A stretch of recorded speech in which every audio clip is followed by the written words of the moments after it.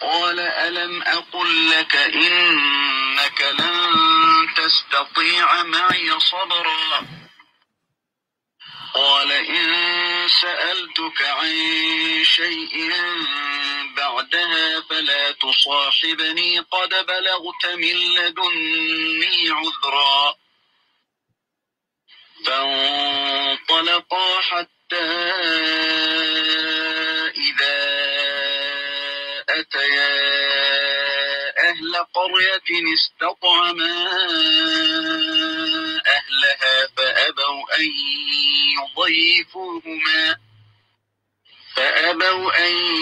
يضيفوهما فوجدا فيها جدارا يريد أن ينقض فأقامه قال لو شئت لاتخذت عليه أجرا قال هذا فراق بيني وبينك سأنبئك بتأويل ما لم تستطع عليه صبرا أما السفينة فكانت لمساكين يعملون في البحر فأردت أن أعيبها وكان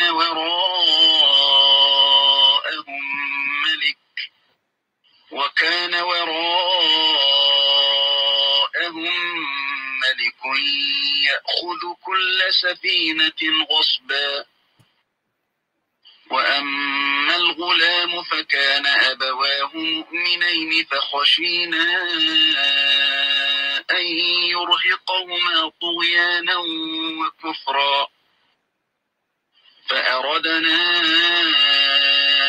أن يبدلهما ربهما خيرا منه زكاة وأقرب رحما وأما الجدار فكان لغلامين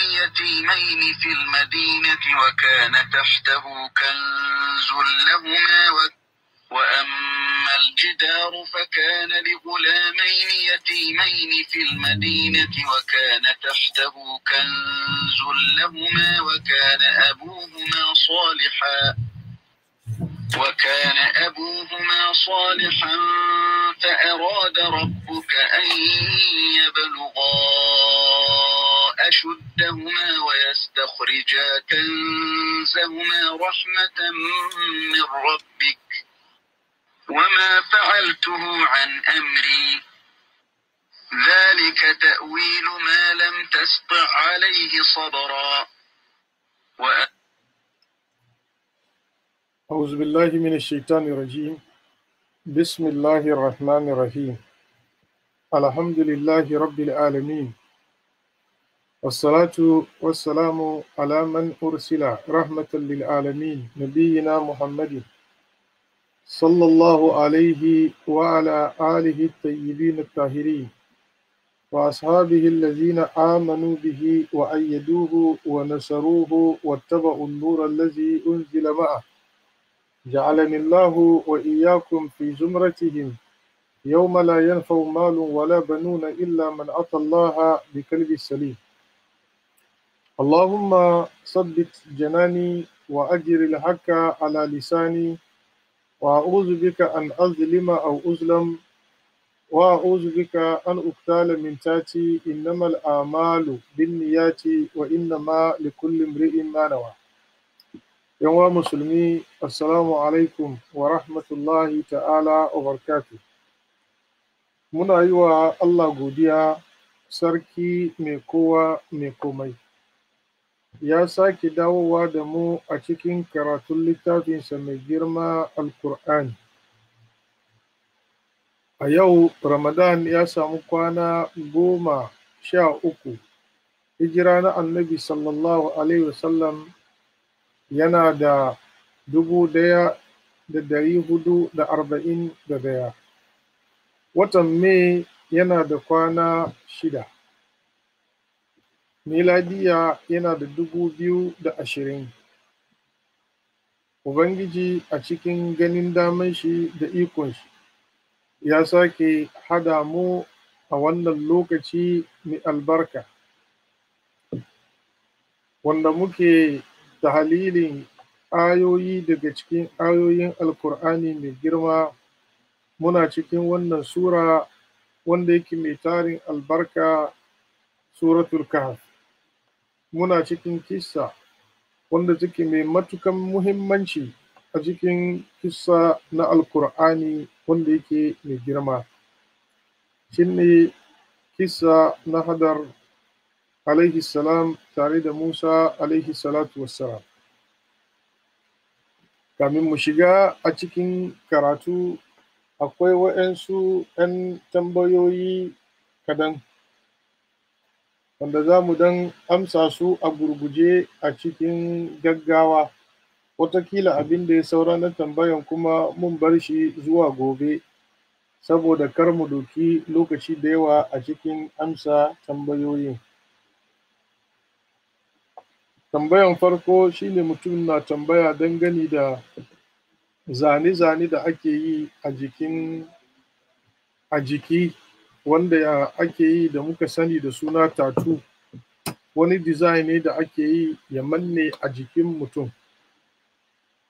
Wannan abu yana daga cikin ababen da musulunci bai so, sa'annan kuma tabi'a ce ba tabi'a ta musulunci ba, saboda haka yin shi baya halatta. Bal da yawa daga cikin sahabban annabi daga cikin malumma sun fassara hadisin annabi sallallahu alaihi wasallam da ya ce, la'anallahu alwashima wal mustawshima. Allah ya la'anci mai yin tattoo da wanda aka yi mawa. Masu yi da wayanda suka yi duka, Ubangiji Madaukaki Sarki ya la'ance su. Wayansu malamai sun ce wannan ma ya shafi bille. Wayannan duka akwali ne da malamai suka yi, amma bille fata ne yake bushewa, shi kuma wancan jini ne ake tayarwa a sa mishi wani magani ya damfare a kai. Don haka dukkan musulmi da yake da wannan abu a jikinsa, muna mishi nasiha da ya ji tsoron Allah, ya ɗauki matakin goge shi in akwai dama, in babu kuma ya istighfari, ya tuba ga Allah Madaukakin Sarki da kada ya koma.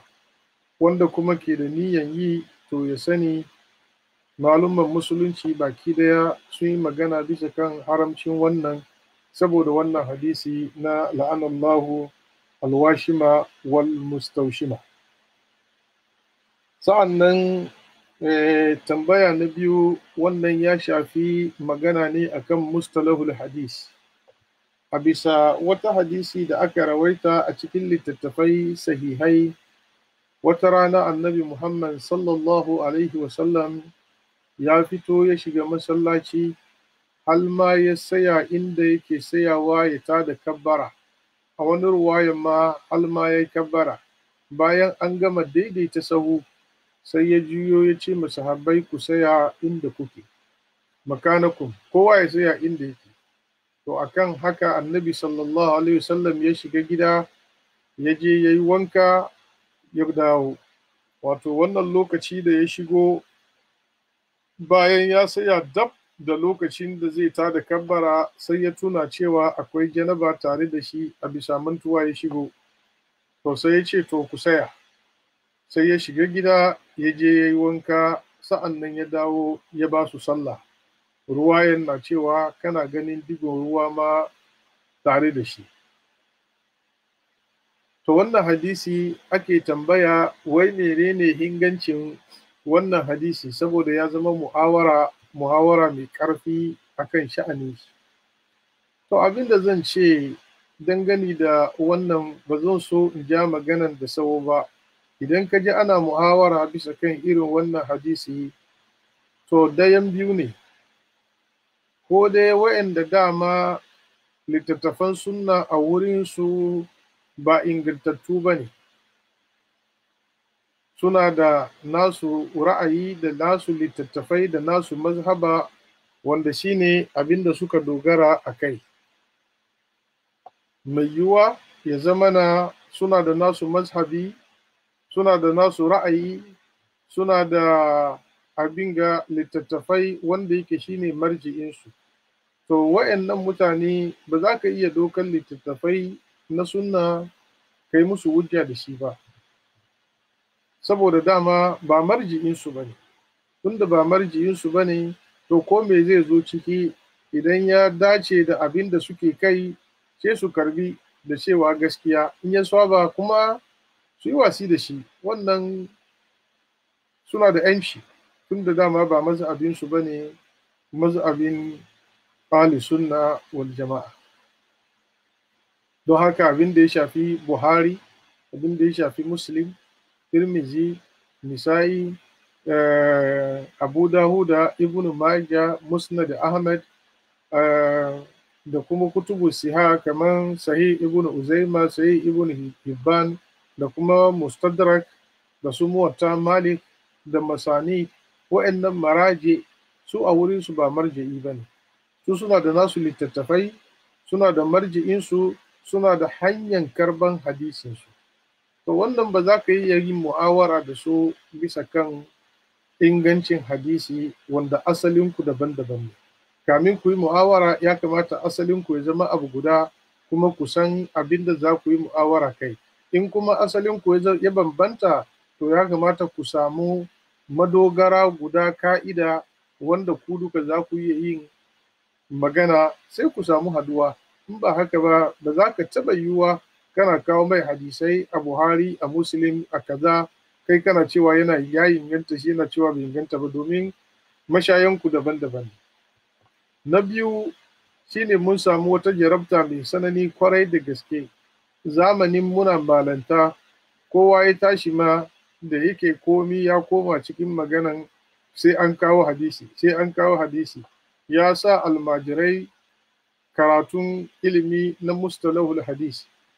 To idan almajirai ne waɗanda suka karanta ilimin mustalahul hadis, to lokacin muhawara da su, in sun ce hadisi ya inganta ko sun ce hadisi bai inganta ba, a lokacin za a yi amfani da ka'idan ilimin hadisi a tabbatar da ingancin hadisin, ko kuma a tabbatar da raunin shi, ko kuma a tabbatar da cewa hadisi ne wanda yake makdhub, hadisun batilun ne, bai inganta daga annabi sallallahu alaihi wasallam ba. Wannan kuma akwai ka'idodi da malumman wannan sha'ani suka ajiye, wanda ciki ne ake bi a tabbatar da wannan magana. To amma yan muna malanta da kuma masu auna hadisi na annabi sallallahu alaihi wasallam da hankali, yanzu su kuma su suka taso, su suka yi yawa. Duk abin da aka rawaito, tare da cewa suna da'awan mazhabin sunna suke, littattafan ahlu sunna wal jama'a a hannunsu kuma karbabbe ne, tare da cewa suna wannan da'awa, amma kowace hadisi yanzu suna auna shi ne da nasu tunanin, da irin nasu lissafin, da nasu hankali. To su kuma muhawara da su yana da wahala kwarai da gaske akan ka tabbatar musu da ingancin hadisi ko rashin ingancin shi, domin ba ka amfani da hankali ba ka'ida ce ilmiyan ba, domin kowa da irin nashi hankalin da kuma kowa da irin abin da yake hange. Babu shakka ana auna hadisi da hankali, amma sai an bi ka'idodin shi. Sa'an nan kuma hankalin wa ake doka a auna hadisi da shi. Wannan magana ne da ya kamata mutane su san, ba na gama garin mutane ba. Ana maganan malamai arrasi'una fil ilmi, wanda suka ci kwallo, suka yi zurfi a cikin ilimi, suka tattara ilmu diraya da kuma ruwaya. To su ne a lokacin da suka ga ruwaya za su yi zurfin tunani, su nemi tabbacin shi cewa wannan gashi nan ruwaya dai ta hanyar sanadi ya inganta, amma aklan ko kuma waki'iyan abin ya saba. Shin wannan magana yana da wata mafita ne, ko yana da tawili ne? Sai su koma zuwa ga fassara da malamai suka fassara wannan hadisi da hanyar da suke hangen abin, sa'annan su doki nasu zurfin tunanin, su iya su fidda hukunci, su ce wannan hadisi tare da cewa ya zo cikin littafi kaza ingantacce, to amma ya saba da hankali ko ya saba da ka'ida kaza, sai su raunana hadisi. A lokacin ko da waye rawaito, ko Buhari ne ko Muslim ne, kai duk su ga musu rawaito su zama hadisin muttafaku alaihi bainal Buhari wa Muslim. To idan wa'annan malamai ne, to suna da dama su yi wannan magana idan sun zurfafa tunaninsu a cikin bincike suka koma zuwa ga maganganu masana irinsu, to lokacin za su iya yin magana akan inganci ya inganta ko bai inganta ba. Sa'an nan musiba na ƙarshe shine amawan musulmi idan ya ga wani mai sabon karatu ya doko wata maganan hadisi ya auna da irin nashi hankalin bai yi ba, ya zo ya fara to ne kawai sai kuma sun mai da shi ya zama kaya, ya zama weapon, ya zama abin magana. Su ma ko ina suka je suka dan samu wani wuri an dan taru, su ma akwai almajirai sai su dan tada wani magana game da irin wannan hadisi ka zama da ake faɗi, ashe ma hadisin ma ba haka bane, kai don Allah kai ma ka hauna da hankalinka mana. To ire-iren waɗannan gaddamomi ina yi ma kaina nasiha, ina yi ma almajirai nasiha, ina yi ma kananan mabiya da sauran amawan musulmai nasiha da su yi wa Allah su yi wa annabi sallallahu alaihi wasallam su daina irin waɗannan gaddama, su daina rudar da kansu, su daina jefa al'umma cikin fitina da musiba. Sha'anin nan ba sha'aninsu ba ne, sha'ani ne na karatu mai zurfi wanda ake matukan sananin bincike a iya tantance abin da ya kamata a tantance, sa'an nan a iya raunanawa ko a inganta. Abin da hankali na ya koma ya buga a cikin wannan hadisi da aka tambaya cewa annabi sallallahu alaihi wasallam ya shigo masallaci har ma zai yi kabbara, wani ruwayan ma ya yi kabbara, sa'an nan ya tuna kaman yana da janaba, sai ya ce masahabbai ku jira ina zuwa, ya fita ya je wanka yau. To su a ganin su a matsayin shi na annabi sallallahu alaihi wasallam, ta ina za a ce janaba na tare da shi hal ya manta ya ma shigo masallaci lokacin sallah tukuna ya tuna.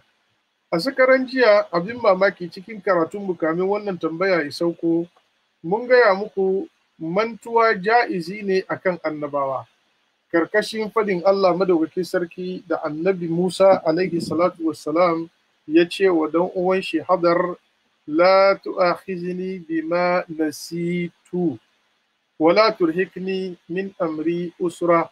Kaji, la tu'akhizni bima nasitu, kada ka kama ni da abin da na manta. Wannan ikirari ne game da mantuwan annabawa. Annabi Musa da kansa ya yi zancen ya manta. Sannan lokacin tafiya annabi Musa da Yusha, tare da cewa annabi Yusha shi ma annabi ne, amma lokacin ba a bashi annabici ba, ba a bashi mursali ba, amma ya ce wa ma ansaniyu illa shaitanu fa inni nasitul huta, na manta wannan kifin, ba abin da ya mantar da ni.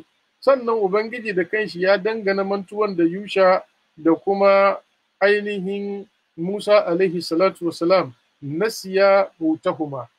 Don haka mantuwa janibin annabawa abu ne da yake ja'izi. Haka kuma mun karanta hujja game da mantuwa na annabi Adamu alaihi salatu wassalam da Allah ya fada, wala kad a'idna ila adama min qablu fanasiya, shi ma ya manta. Don haka mantuwa ya doki manzo annabi sallallahu alaihi wasallam akan wata mas'ala saboda ya zama sababi na shar'anta mana addininmu da gyaran lamarinmu in ma mu ma abin ya same mu. Wanga abu ne da yake ja'izi a cikin addini, babu mushkila a kai, kuma ba laifi ba ne. Don haka ni a gani na duban cewa an yi mantuwa hal an shigo da janabar masallaci, shi yasa suka mai da muhawararsu da hankalinsu bisa kan wannan hadisi, za su auna da kwakwalwa irin nasu. Amma in ba haka nan ba, min nahiyati sanad, idan za ka doki ka'idan ilimin hadisi ka ce hadisi kaza ya inganta, wannan hadisi an rawaice shi da sanadi.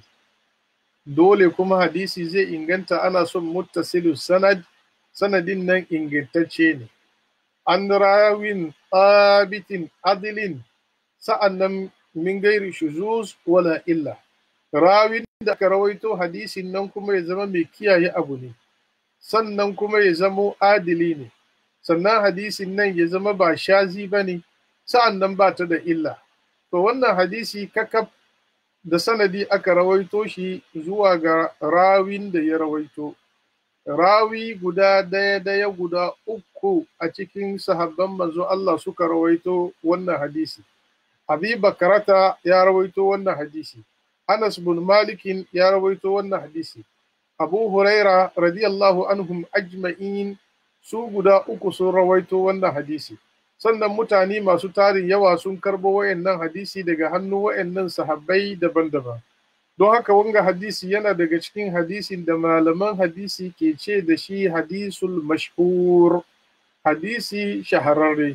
Saboda abinda ake ce ma mashhuri ko kuma mustafid shine hadisin da mutum uku zuwa sama suka rawaito daga annabi sallallahu alaihi wasallam. Idan mutum daya ya rawaito ana ce da shi hadisi garibi, sa'an nan in mutum biyu suka rawaito ana ce da shi hadisul aziz, idan mutum uku suka rawaito ana ce da shi hadisi al-mashhur ko kuma al-mustafid.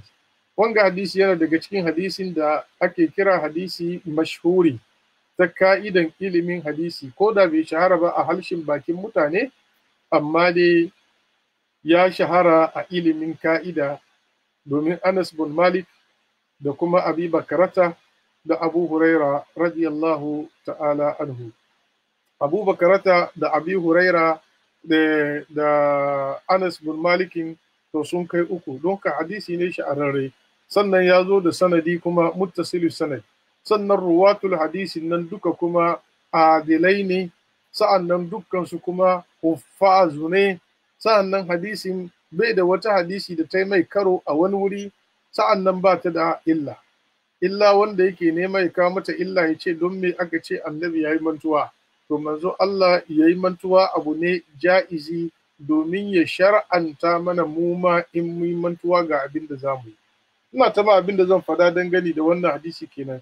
Amma littattafan da suka rawaito ya ishe ka Buhari ya rawaito, ya ishe ka Muslim ya rawaito, ya ishe ka Ahmad ibn Hanbal ya rawaito, ya ishe ka mai Mushkilul Asar ya kawo shi yayi talili akai da yawa da sauran malamai. Wa'annan idan su rawaice hadisi da sanadi, idan bai ishe ka hujja ba to ban san sunan wanda zan kara maka ba. Wannan kenan. Sa'an nan kuma sako ya zo daga Germany akan taimakon da ake yi na marayu. Malam Ibrahim, Alhaji Ibrahim da ke Cologne ya aiko mana babban alheri 100 euro ya shiga cikin account, Allah ya saka mai. Wani bawan Allah kuma shi kuma ya sa mana kamar 150 euros, 55 euros. Wata bauyan Allah kuma ta sa mana 50 euros. Dukkansu sakonsu ya kai, Allah ya saka musu da alheri kuma muna godiya. Halwa yau sauran jama'a muna kara ainihin kira da babban murya da a yi kokari cikin taimakon wannan lamari. Muna kokarin mu gyara mu ne saboda akwai dan gajiya idan an kare karatu bayan shi kuma ga sallan tarawih, kuma almajiran duka babu kowa masallaci saboda halin da kuka sani na corona. Mai karatun shi kuma nawa yake jin sallah, kuma kun san irin sallan namu muna ja ne kamar izifi biyu mu yi tarawih da shi kullum. Don haka ya bari gaskiya ina cikin bukatan mic yanda zan sassauta muryana domin a samu a tafi da abin. Don shi ana faman gyara, yana cikin sababi da ya bari muka dan yi jinkiri kadan, amma abin da Allah ya sauwake za mu samu kenan insha Allah ta'ala. Idan mic ya gyaru yanda ake so kuma to daga gobe za a ci gaba da karatu bisa kan lokaci.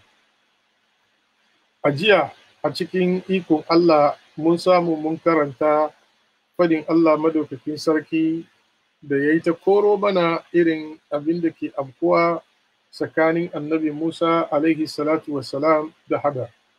Yayin da Allah ya ce fanfalaka hatta iza ataya ahla karyatin istatama alaha fa abau an yudayyifu uma. A bisa kan wannan kalma jiya muka ajiye karatu. Musa da Hadar alaihi salatu wassalam sun kama hanya sun zo wurin wani gari. Wannan gari mutanen garin marowata. Musa da Hadar sun nemi su karbi bakoncinsu. Wa'annan mutane abau sun ki. Duk wannan kalma jiya mun yi shi, kalman abau jam'i ne na abaya aba iba'atan, cewa sun kiya. kuma idan aka yi amfani da shi ana nufin mutum ya kiya bisa kan niyan cewa ya kiya, kuma bai da niyan ma ya sake kuma.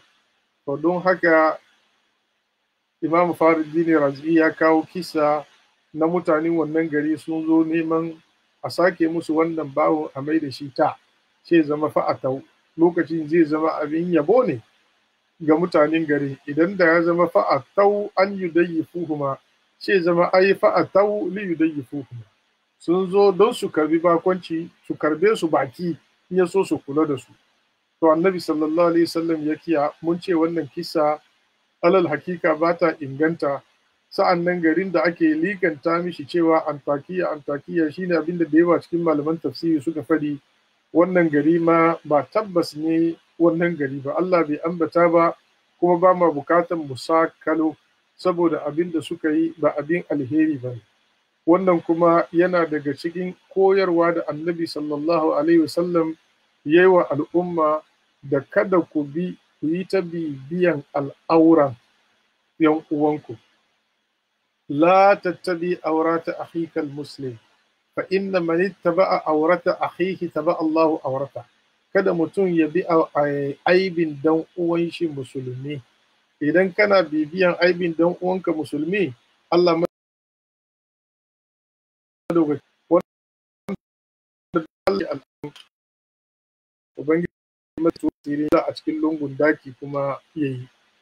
Don haka Allah madauki sarki yana koya mana, ko da an san wani jama'a ko wani kabila da suka aikata wani abin kuskure wanda ya faru a jiya ya wuce, to baya da dacewa da hankali a rika ambaton abin ana aibatawa, ana kuma gaya ma 'yan baya.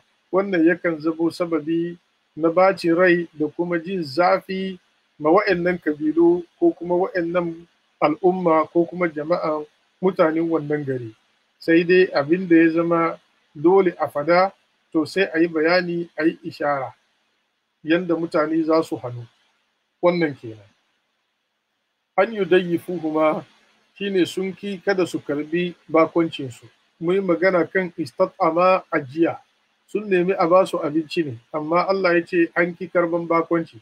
Ashe neman a ba su abinci shine idan a karbe su baki, domin wanda bai kai yadda ya karbe ku bako ba, ta ina zai kula da batun ya baka abinci. Sannan jiya mu yi magana batun karban baki da muhimmancin shi a cikin addinin annabi Muhammad sallallahu alaihi wasallam, da kasancewar rashin karban baki shu'umi ne ga al'umma, sa'annan kuma mummunan tabi'a ne. Kalman yudayyifu uma, malumma su yi magana akan cewa yana dauke da asalin ma'anan diyafa ne. Saboda shi dafa ya difu daifan wa diyafatan wa huwa mudifun. Don haka annabi Ibrahim kana jin daga cikin kilarin da Allah ya yi mishi shine karban bako. Wa nabbihim an daifi Ibrahim izda'alu alaihi fakalu salama, qala inna minkum wajilun, qalu la tawjal. Sa'annan falamma da'alu alaihim nakirahum, duk baki da suka zo wa annabi Ibrahim alaihi salatu wassalam, hal ma zuwa ya samu wani dan karamin shanu wanda naman shi ke da laushi, kamin a farga ya ma yanka ya soya, ashe mala'iku ne ma. To don haka yana daga cikin tabi'an mutanen kirki a yi kokari na kula da karban baki.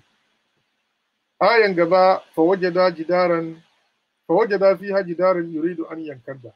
A jiya mu yi magana bisa kan irada, wanda aka jingina ma ainihin bango, wanda muka ce irada shine yin nufin abu. To amma malumman tafsiri sun ba da isharar cewa wannan yana yiwa ya zama majazi a cikin alkur'ani. Sa'an nan aka ba da raddi cewa Ubangiji ya jingina ma abin da yake jimadi ne, abin da bai da rai, bai motsi, bai komai. Allah ya jingina mai tasbihi, wa in min shay'in illa yusabbihu bi amdihi. Jiya mu yi magana kai. Wa inna minal to yadda ya samu ke nema ainihin abin kenan. Wa inna minal hijarati lama yatafajjaru minhu al-anhar wa inna minha lama yashaqqaqu fa yaruju minhu al-ma wannan ma abinda ake ce da shi hijara shine dusi.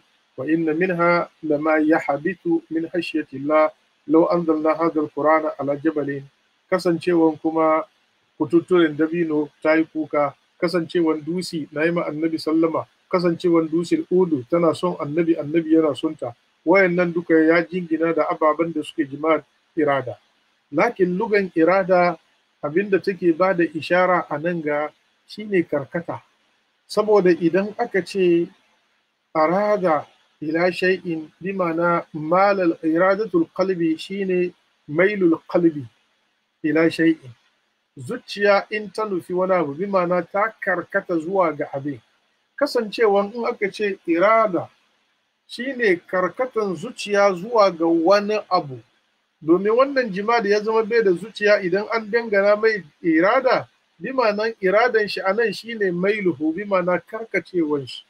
Idan mun fassara shi da cewa arada ya karkace, saboda kalman irada shine karkatan zuciya zuwa ga wani abu, don haka wannan bango ya karkace, to wannan bai zama majazi ba kuma ya zama hakikatan, saboda alaman bango zai fadi shine ya karkace. Duk wanda ya ga bango ya karkace, to alaman kasancewa bango zai fadi kenan. Imamu Kurtubi a cikin wannan wurin ya kawo hadisi. Annabi sallallahu alaihi wasallam ya ce idan za ku wuce karkashin tirbal, imma bango ko kuma mu ce sauma, shine gine-ginen da ake yi na church da abin da ke kama da wannan. Manzo Allah sallallahu alaihi wasallam ya ce in kun ga ya karkace, to fa asriul mashi, ku yi gaggawa ku wuce, in ji annabi Muhammad sallallahu alaihi wasallam, yayin da za ku wuce jikin karkataccen bango.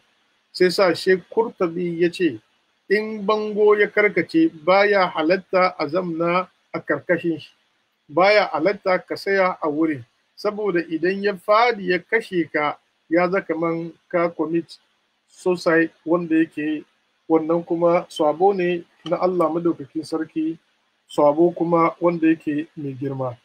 Wannan shine abin da Imam Kurtubi ya faɗa.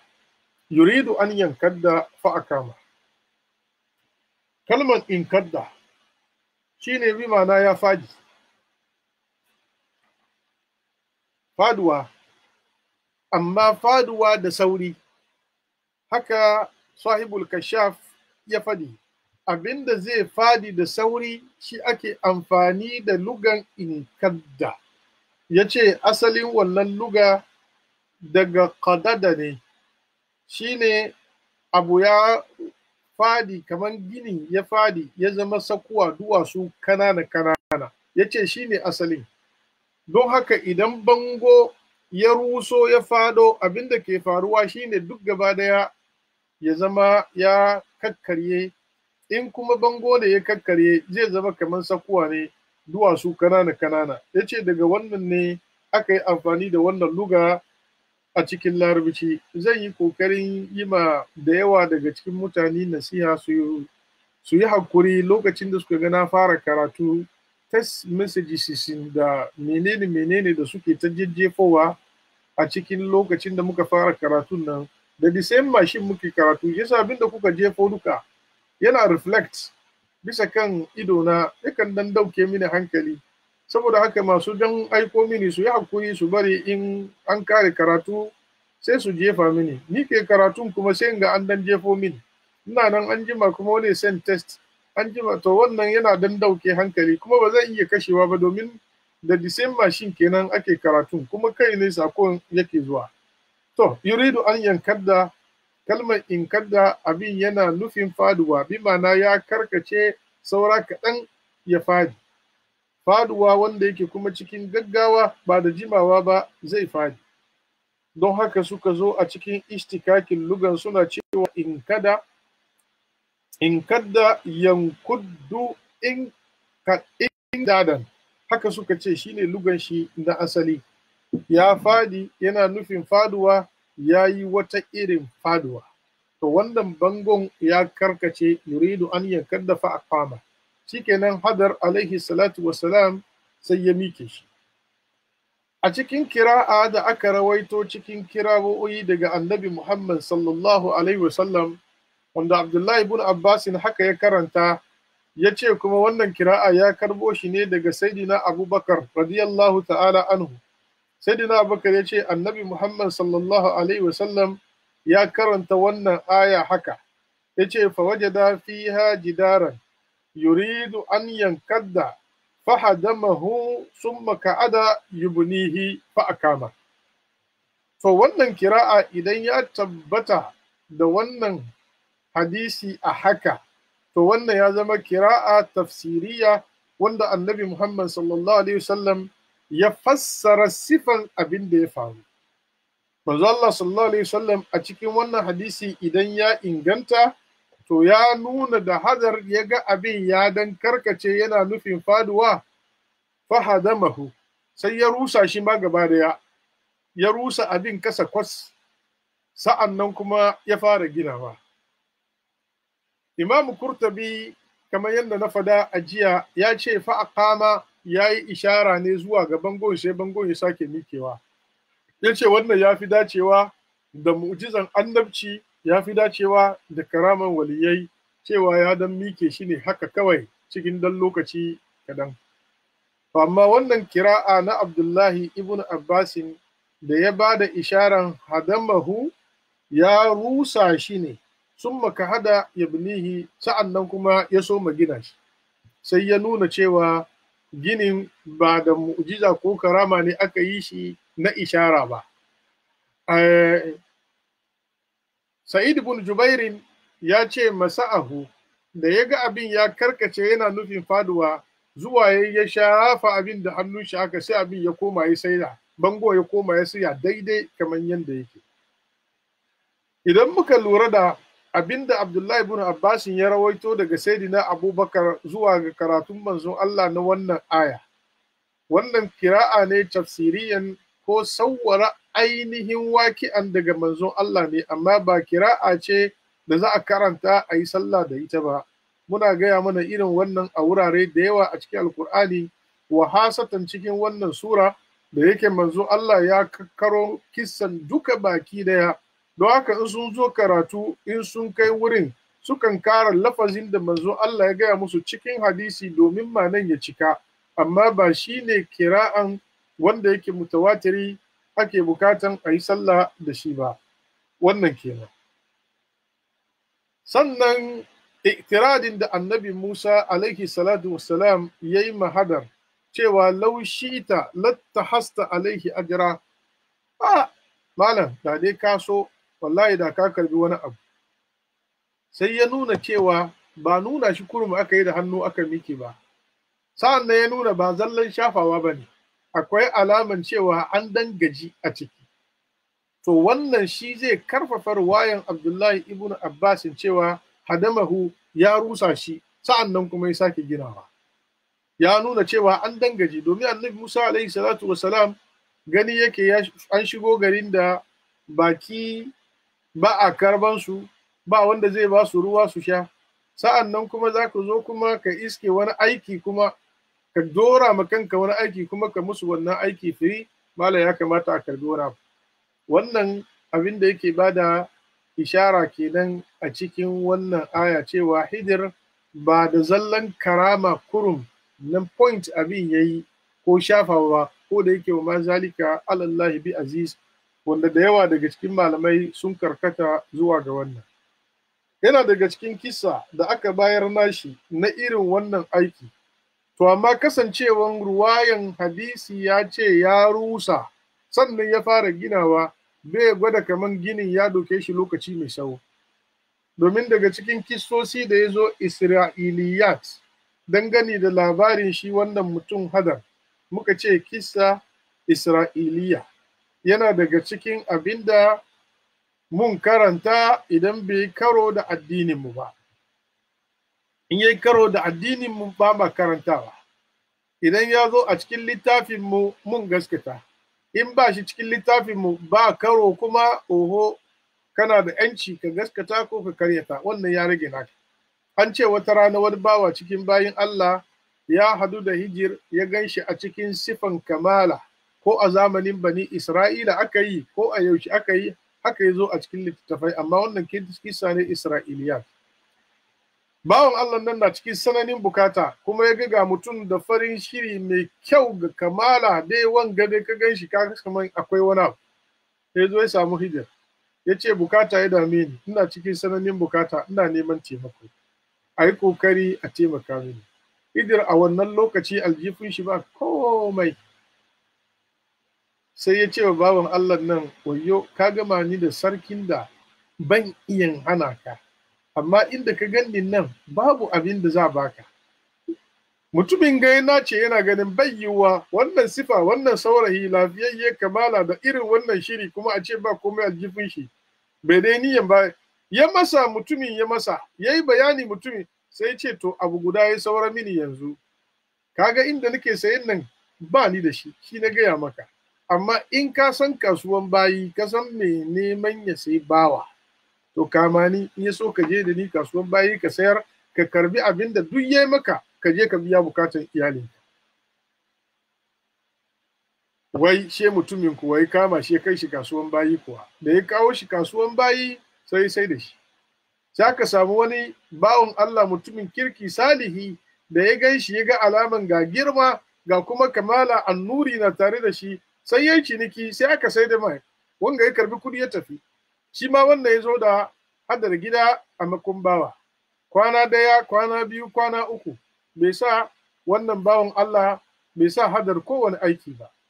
Sai da ya ce mishi hadar da kanshi, ya ce mai gida, bawa ana sawo shi ne domin ya aiki, yau kwana uku ina zanne bai maka aikin komai, ka nuna min wani abu da zan iya ina yi maka, saboda ni ma in ba da irin naka aiki. Ya ce a na ganka babban mutum da kuma kamala, shi yasa nake ganin ka dan huta. Ya ce ai an huta, kwana uku ya isa, kai dai in akwai aiki ko da kaɗan ne, kai dai a nuna min.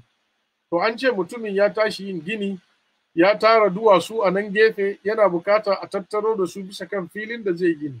Sai ya ce mai to ka duwatsun nan da ka gani tarin nan, ka rika zuwa da sunan ga sannu daya bayan daya, amma kada ka wahar da kanka, in ka gaji ka huta, in ka yi zuwa lokaci kaza ka bari, saura kuma sai gobe. Shikenan Hadar ya ce masha Allah mai gida, sai an jima. Mai gida ya fita ya tafi kasuwa, ya bar Hadar da kwasan dusi. Yana juyawa Hadar da zuwa ya fara kwasan dusi daya biyu, kan a farga duk duwatsun da ke wurin, in ce ya kai tirifa 20, ya tara su inda ake son su taru kamin wannan lokaci kadan. Mutanen gidan na kallon lokacin da yake zuwa yana dauko dusin yana ajiyewa daya bayan daya, amma kan su farga ya gama tara su, hankali gaba daya ya rude. Lafiya? Mai gida ya zo da yamma, ya ga duwatsun kakkaf, wanda sai an yi kwana 20, mutum irin shi kato 20 ba su kwaso ba, gashi nan ya gama cikin lokaci kadan. Sai ya ce lafiya, wa ya zo ya tattaro duwatsun nan lokaci guda?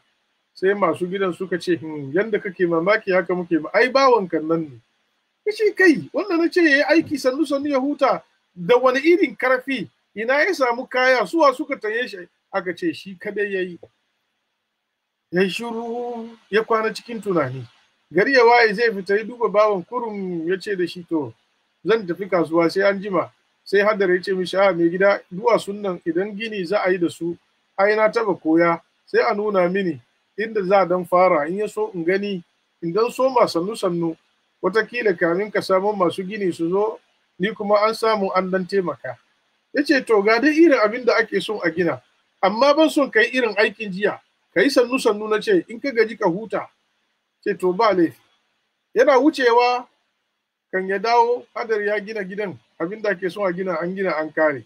Da ya dawo ya zo ya gani masu gida kowa na tunani, matan gida da yara suna mamaki. Lafiya? Ya ce to me ga bakon naka dai ga halin da ake ciki. To sai ya sa shi daki ya kulle. Ya ce na gama ka da Allah, ka gaya mini kai wane ne? Sai ce subhanallah, wani ya gama ni da Allah in bashi na kasa, ya zama sababi ya je sai da ni kasuwa, ka saye ni a makon bawa. Yanzu kuma ka zo ka gama ni da Allah, ka gama ni da wanda ban iya yi maka karya.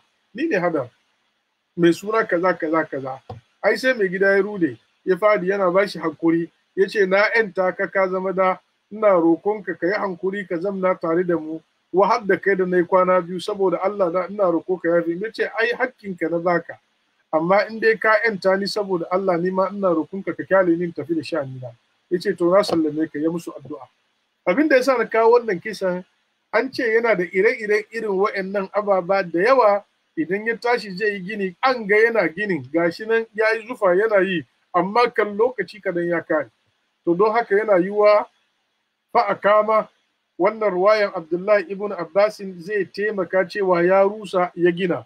Musa ma ya shiga cikin aikin ginin kuma ya gaji tare da shi, kuma ya ga yunwa cikin wanga hali, amma duk da haka kuma aka samu sai mun yi gini. Wannan shine abin da ke cikin wannan aya fa a kama. Malaman tafsiri wayansu sun kokarin fadin tsawon ginin da fadin shi. An ce ma ya kai Izra'i 50, sa'an nan an ce fadin shi kuma ya kai Izra'i 30. Almuhim akwai gini saye, zai rushe, hadar ya gina. Shi da abin da Allah yake so ya gaya mana. Wannan shi ne abin da Shehu Husaymin ya fada a cikin tafsirin shi. Ya ce ba mu bukatan sai mun je nemo kakali mu san na kwana nawa ne, yaya ginin abin yake, yaya tsawon shi, yaya abin ya kare. Ubangiji ya ba mu isharar cewa a kama bi mana ya mikar da shi. To amma kirahan hadama'u ya rusa shi ya sake ginawa. Wannan ruwaya ce daga Abdullahi ibn Abbasin. Shi kan tabbas yana faɗin wannan. Amma jingina mai wannan magana cewa daga Sayyidina Abubakar daga Annabi Muhammad sallallahu alaihi wasallam fi shay'un min an-nazar. Anan Musa alaihi salatu wassalam sai ya ce laushita, malam da ka ga dama lattahasta alaihi ajra, da ka karbi wani lada. Ai da ka bar mun don karbi wani abu, domin wayannan mutane yanda suka yi mana nan ai ba daidai bane. A cikin wannan kalma na Annabi Musa alaihi salatu wassalam da ya fada zuwa ga janibin malam laushita, kalmar lau, da ka ga dama malam, inda kana so. Wannan ba itiradi ne mubasharan ba, kamar yadda ya yi malam da farko da kuma biyu, saboda yana tune da alkawalin shi na karshe. To amma a cikinta kuma har wa yau akwai isharar zargin malam. Don me yasa malam zai yi ma wa'annan irin mutane aiki kuma firi? To wannan ishara da ke alaman zarge, wanda daga cikinta akwai kaman complain cewa ka yi musu irin wanga aiki ba tare da ka karbi komai ba. Ai da kamin mu yi wannan ginin, da ya kamata ka ajiye musu doka cewa in mun yi kuma kun yi mana kaza. Don haka a nan wayansu malamai sun fassara al'ajiru a nan ga suka ce abin da ake nufi da shi shine ana nufi da shi abinci.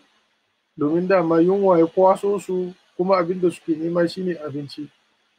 Amma kalman shi a cikin Alkur'ani ma'ana guda biyu yake bayarwa. Ma'anan farko shine ka sa mutum aiki ya yi maka, ka biya shi, sunan shi aja. Wannan ya zo cikin hadisin Annabi Muhammad sallallahu alaihi wasallam, wanda ya ce mutum uku, ji Annabi Muhammad sallallahu alaihi wasallam, ya ce ni ne lauyan su ranar tashin kiyama. Ya ce mutumin farko, manzo Allah sallallahu alaihi wasallam ya yi bayani. Na uku, Annabi sallallahu alaihi wasallam ya ce wa rajulun ista'ajara ajiran fastawfa minhu wa lam yu'tihi ajrahu. Annabi sallallahu alaihi wasallam ya ce mutumin da ya nemi labor ya sa shi aiki, shi kuma ya mai aikin nan, amma sai bai biya mishi ba. Ranar tashin kiyama wannan labor annabi ne lawyer shi da zai kwace mishi haƙƙi. To kaga al'ajir a nan ga ana nufi da shi ladan aiki, wanda idan mutum ya yi wani abu za a karba, ko kuma zai karbi abin da ya yi. Shi ne abin da annabawa duka suka ce, shiri'an da Allah ya aiko mu da shi, mu zo mu koya muku nan, ba mu kawo muku shiryan don ku biya mu ba, don haka biyan ka wani abu maimakon zufanka shi ake kira ajar. Wannan shine lugan kuma shine kalmar alkur'ani. Allah madaukakin sarki yana cewa qul la as'alukum alaihi ajran in huwa illa dhikra lil alamin. Gaya musu ya kai annabi Muhammad sallallahu alaihi wasallam, wannan wa'azi da nake muku da shiryan da na kawo muku nan ba na tambayan ku bani ladan komi. La as'alukum alaihi ajra, ba na son ku biya ni ko kobo a cikin aikin da nake muku na shirya. Kun ji al'ajar a nan ga. Fir'auna yayin da mutanen shi suka zo masu sihiri su yi karo da annabi Musa, kamin su yadda za su yi karo sai da suka tambaye shi nawa za ka biya mu.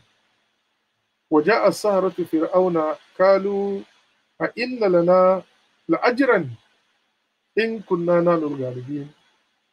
yan sihirin Fir'auna sai da suka tambaye shi, to yanzu aikin nan da za mu yi maka mu yi karo da shi, idan mun ka da shi cin akwai wata lada da za ka ba mu?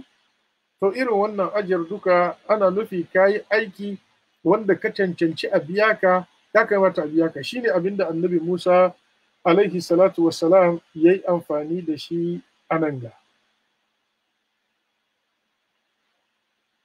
Amma al'ajir na biyu shine ladan da Allah ke ba bayi. Amma Ubangiji yana ba da lada ne bisa kan sharadi. Yayin da kai aikata aikin kirki, shi lada na duniya idan mai shi ya amfanu da shi, shi zai sa ya biya ka. Amma lada na Allah idan kai alheri sai ya baka lada, ko ta wani iri. Ubangiji madaukaki sarki na cewa tahiyyatuhum yawma yalqawnahu salam wa a'adda lahum ajran karima. Yan aljanna idan sun shiga aljanna, gaisuwansu a aljanna shine salamun, sannan Allah ya musu tanadin ajiran wata irin lada wanda yake na karamci. Wa bashiril mu'minina allazina ya'maluna salihati anna lahum ajran kabira. Kai bishara ga mu'minai masu aikin kirki, Ubangiji ya musu tanadin ajiran wata irin lada wanda take mai girma. Wa man yattaqillaha yukaffir anhu sayyi'atihi wa yu'zim lahu ajra. Insha Allah kafin gobe dai sai mun yi maganin speaker nan. Wanda duka ya ji tsoron Allah madaukakin sarki, Allah zai kankare mishi zunubin shi, ya girmama kuma ajiran ladan shi. A cikin wannan aya, maluman tafsiri suka ce a cikinta akwai ba da isharar halaccin ka haya mutum ya yi maka aiki. Sa'an nan akwai ba da isharar kai ka zama dan hayi ka yi a biya ka. Domin Hadar da ya gina wannan, Musa ya ce laushi ta da ka ga dama latta hasta ajira, da ka karbi wata lada, ashe ishara ce karban ladan halan ne a yi. Sannan laushi ta a cikin lau akwai kalmar ishara zuwa ga sharadi, da kamin ma ka yi ya kamata ka ajiye musu sharadi cewa wannan bangon naku da zai rushe zan iya gyara muku shi yanzu cikin ba minti, amma me za ku bani? To don haka ya halatta idan kai ne lebira, kai da mai aiki ku yi jinga. Kai ma mai aiki idan ka doki mutum, wajibinka ne idan ya yi maka aiki ka biya shi hakkin shi. Amma leburorinmu na wannan zamani, especially masu ayyuka irin na hannu nasu na wannan zamani, akwai matsala. Gaskiya akwai matsala cikin yadda suke tasarrufi na wurin aikinsu. Idan ka ba shi aiki zai maka estimate, a wurin estimate nan ya kara na karawa, sa'an nan in ka juya kuma ya rika kwashe maka abin kwashewa, tare da cewa kuma kun yi jinga bisa kan in an kare ga abin da za ka ba shi. Kaya gaba dai kai za ka saya, in ka sayi kayan kuma su rika kwashewa, sa'an nan kuma kun yi jingan abin da za ka ba shi na hakkin shi, in ya kare kuma ya karba. Ko kuma idan ya yi aiki ya ga abin da ya saura bai kai sauran balansin da za ka ba shi ba, sai ya bar maka aikin shi, aikinka kawai ya yi gaba. Karshe shi ka je ka nemo sabo ya zo ya karasa. Kacal ne za ka ga mutum ya soma irin wa'annan aiki, ka ga shi da ma'aikaci guda sun yi shi har sun kare. Sau da yawa sai ka ga karshe ya tafi an nemo sabo, ya tafi an nemi sabo, ya tafi. In ya zo ya ga abin da ka bashi na balansin da ya saura da aikin da ya saura ya fi karfin wannan, to jibi baka ganin shi, gata baka ganin shi, ran da zai zo ma sai ya zo ya kawo yara ya tafi ya bar. Wannan ya saba ma ka'idan annabi Muhammad sallallahu alaihi wasallam. Ya zama dole a kula da wannan haƙƙi. Laushi ta latta hasta alaihi ajira, wayansu kalmomin na nan dole mu bar su domin mu samu mu yi karatun mu karasa sura. Qala hadha firaku baini wa bainak. Anan ga Hadar alaihi salatu wassalam ya ce wa Musa alaihi salam, hadha firaku baini wa bainak. Wannan abu, wannan kalmar haza din ishara ce zuwa ga wani abu. Malaman tafsiri su yi magana nauyi biyu. Sahibul kashaf kamar imamu zam'ashari ya yi magana bisa kai haka, imamu faruddin razgi ya yi magana bisa kai haka, da yawa daga cikin malamai masu lura da luga a cikin alkur'ani da lamasatul bayaniya sun yi kokarin nuna ma'anan wannan kalmar haza yana ishara ne zuwa ga wani abu. Dukkansu sun faɗi kalma guda biyu ne kawai. Haza firaku. Wannan haza suka ce ishara ne zuwa ga fadin annabi Musa alaihi salatu wasalam lokacin da zai yi alkawali na uku, yayin da ya ce in sa'altuka an shay'in ba'daha fala tusa'ibni. To saboda shi anan sai ce haza ishara ce zuwa ga abin da kai da kanka ka faɗa. Ka ce in ka sake tambaya na to mu rabu. To wannan shine rabuwan kuwa, domin ga tambayan ka sake. Kauli na biyu suka ce haza yana ishara ne zuwa ga waki'an yanzu da annabi Musa ya itiradi ya ce lau shi'ita latta hasta alaihi ajra. Malam da ka ga dama da ka karbi wani abu. Haza firaku ya ce wannan maganan da ka faɗa yanzu shine rabuwana da kai. A cikin wannan Imam Kurtabi ya kawo hikaya daga Abdullahi ibn Abbas. Ya ce, yayin da annabi Musa alaihi salatu wassalam ya yi magana, ya ce, akharaktaha lituburika alaha lakad jita shay'an imra. Lokacin da aka fasa jirgin ruwa, yanzu ka fasa jirgin ruwa da nufin ka halakar da mutanen garin ne, mutanen da ke ciki ne. Hadar ya ce alam akul, ya yi hankuri da Musa, ya ce aina ce. Yayin da Hadar ya kashe yaro, Musa alaihi salatu wasalam ya sake complain na biyu, aka talta nafsa zakiyatan bi gairi nafsin. Hadar ya ce alam akul laka, ya gwada wani alaman damuwa, amma har wa yau yana hankuri da Musa. Amma da Musa a nan ga ya ce laushi ita. Wannan kalmar laushi ta akwai ma'anar lutuf, tausayawa da sassauka ibara da yin maganan da kada a kama ka laifi. Amma duk da haka yana yin wannan magana, Hadar ya ce haza firaku baini wa bainak.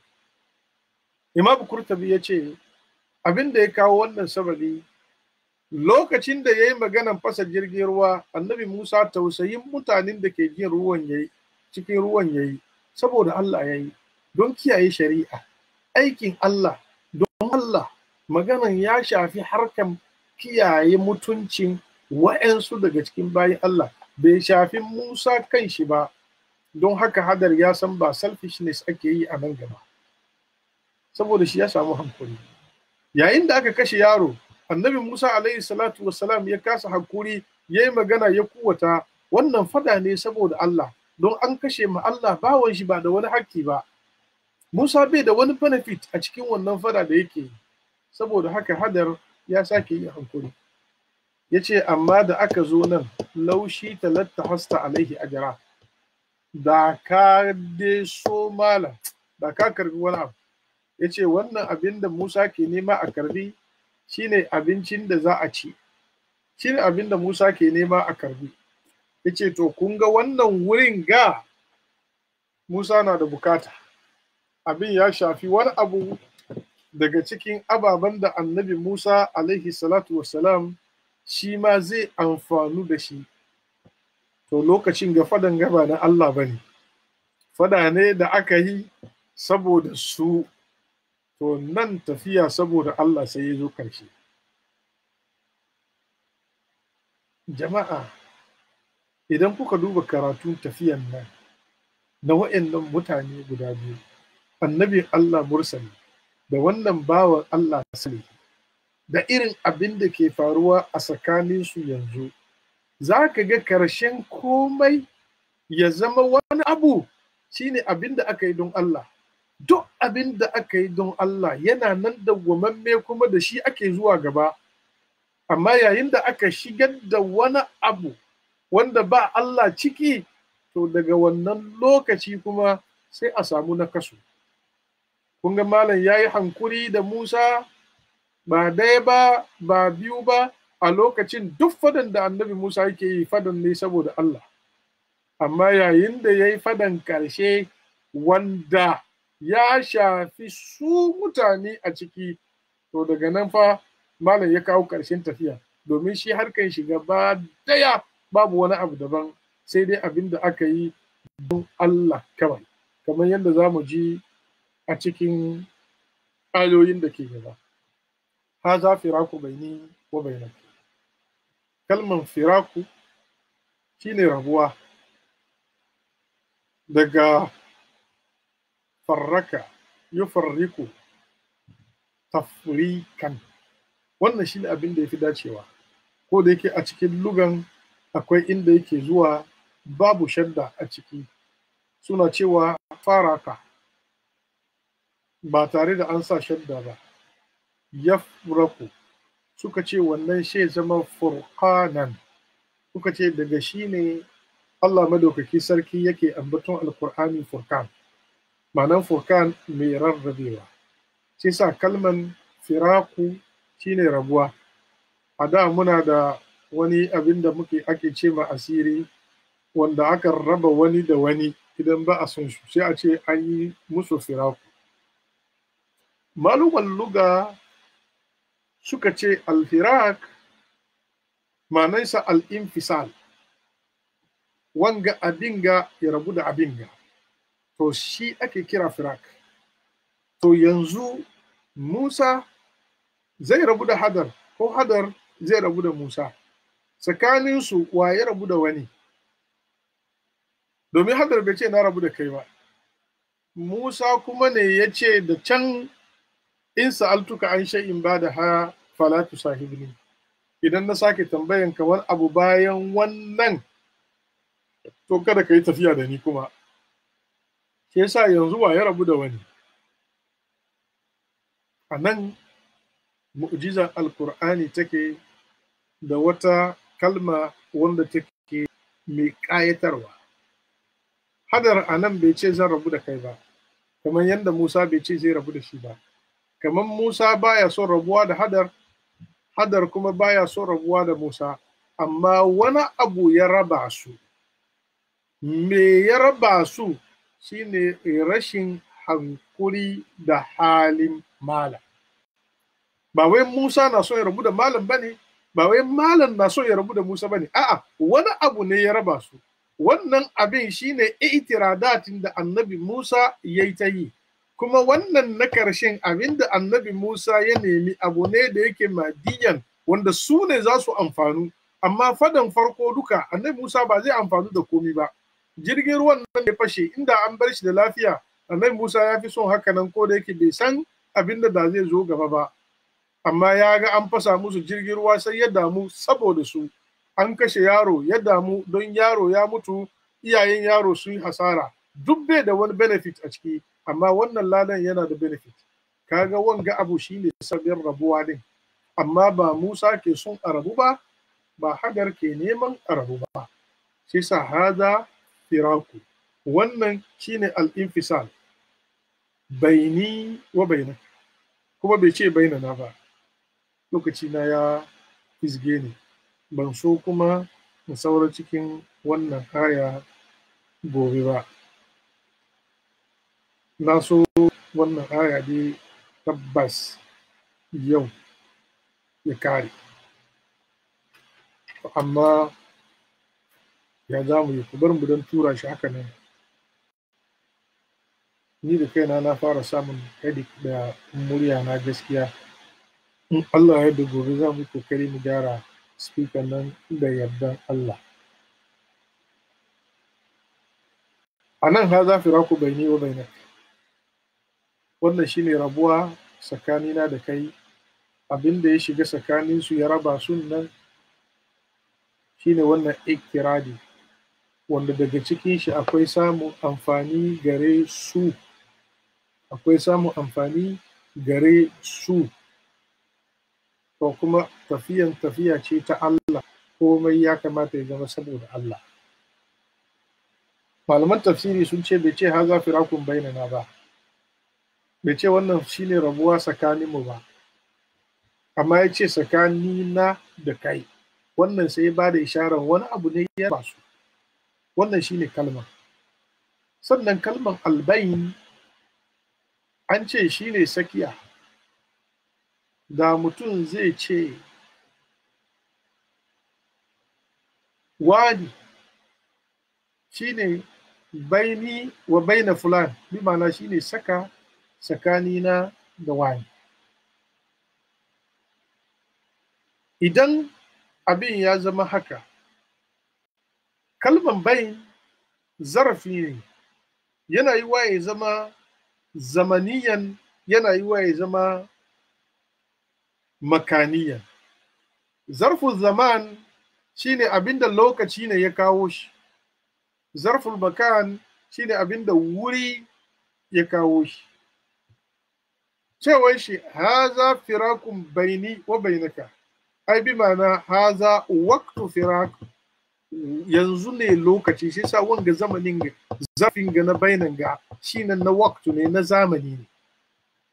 Amma da mutum zai fada a larabci ya ce jalastu baina haza wa haza, da za ka ce na zamna tsakanin wani da wani, to wannan baina dinnan a lokacin ya zama makan, domin ya makanin julus ne, zama kai a tsakaninsu. Yasa kalmar bayan yana ishara zuwa ga abin da ake ce ma sakiya ko kuma tsakani, amma yana daukan lokaci shine zamani, yana daukan kuma wuri. Za ku firaku baini wa bainak, wannan shine rabuwa tsakanina da kai.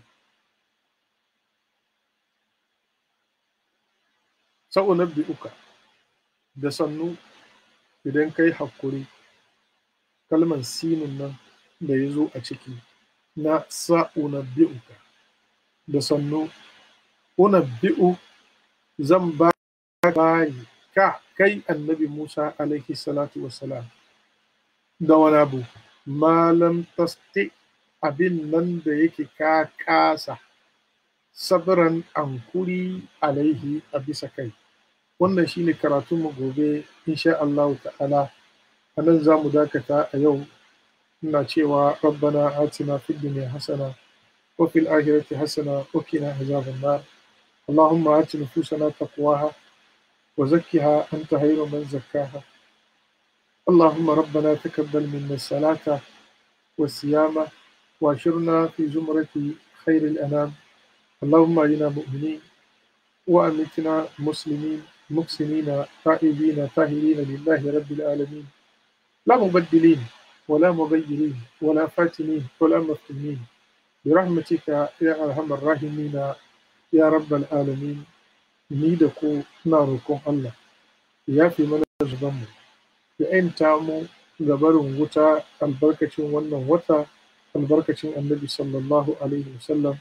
Ubangiji Allah ya yi ni da ku duka rangwame. Ina roƙon Allah ya sa ni da ku cikin bayi wa'inda yake allazina yastami'una alqawla fayattabi'una ahsana, wa'inda idan sun ji zance sai su doki mafi kyau daga ciki su aikata. Billahi tawfiq. وصلى اللهم وسلم على نبينا محمد وعلى آله حقه ومقداره العظيم. والسلام عليكم ورحمة الله تعالى وبركاته.